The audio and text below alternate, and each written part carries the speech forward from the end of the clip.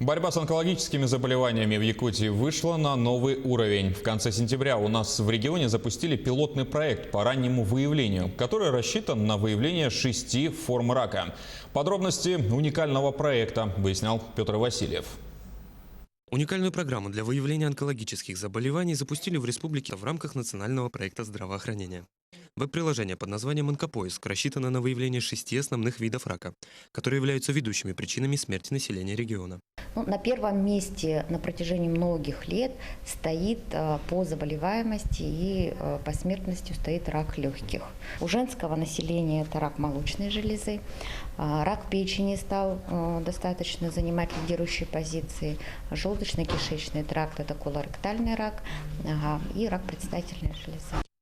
На первом этапе участнику проекта предлагается пройти онлайн-опрос, направленный на выявление факторов риска у определенных групп населения.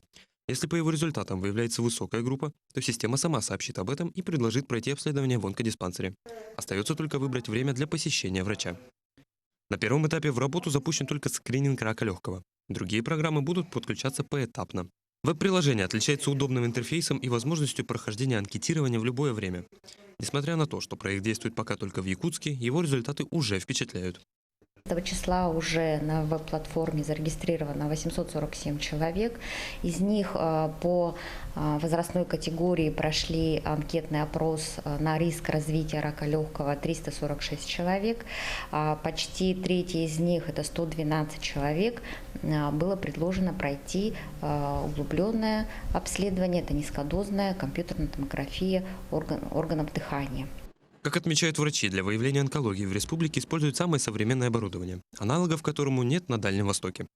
Помогло оно и в пандемию коронавируса. В ходе прохождения низкодозной компьютерной томографии у большинства пациентов взяли исследования на COVID-19.